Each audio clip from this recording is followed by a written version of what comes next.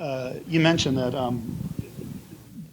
there's a lack of leadership in Hong Kong to resolve this, but how do you see a way out of the situation? Well, first of all, she's got to go. I mean, that's so plainly obvious from that, isn't it? I mean, whether you believe, whether she was telling the truth or whether this was just a nice story she was giving this select group of business people, why wasn't she talking to the Hong Kong people at large? Why didn't she give that speech to in the Legislative Council? I mean, there is no leadership. There is no prospect of while she is there, because she has no clue, and she has got no self-respect. If she says she can't resign, that's ridiculous. Anybody can resign. She's not going to get arrested and sent to jail in Beijing for if she resigned. That will she has to force Beijing to actually face the reality.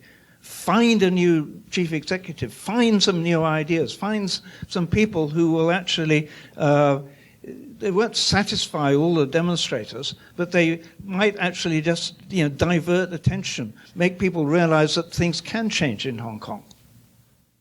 Do you answer that question? Can a new person taking leadership in Hong Kong really resolve this situation, or is it irreconcilable? Is this a fundamental situation where you have two different forces opposed against each other, and there's going to be a nasty end? Well, I mean, you don't necessarily have to, no, because I don't think that the majority of Hong Kong people want to carry this to the ultimate conclusion. But they do want to see some movement, some respect for the fact that so many people, forget about, the bits of violence. Think about the millions who have been on the streets, week after week. Respond to them. Respond to the people who know perfectly well that Hong Kong is in the grip of a small group of oligopolists and so on.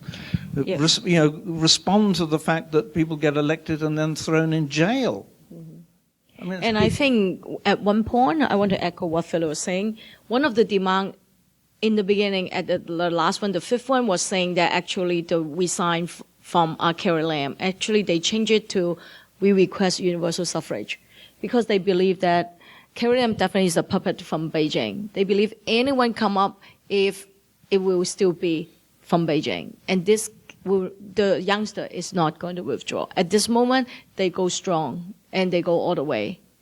And like you can see all the different people that I met in Hong Kong, or I meet here in United States, or all around in different cities that to contact me, they go all the way in. And whatever support they want to get, they will support the Hong Kong people. Yeah.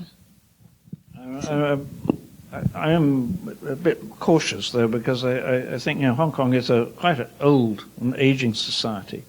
So, I mean, there is potential for generational conflict, which doesn't exist quite yet, but could develop if the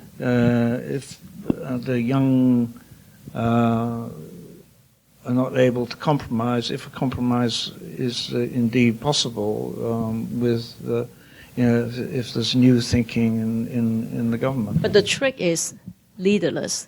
In the past, Carrie Lam met with the 5 students. All 5 of them were at one point indicted and in jail. Who is going to speak to her?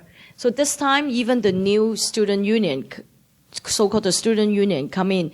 They are not representing the group. Joshua Wong is not representing them. Nathan Lloyd is not representing them.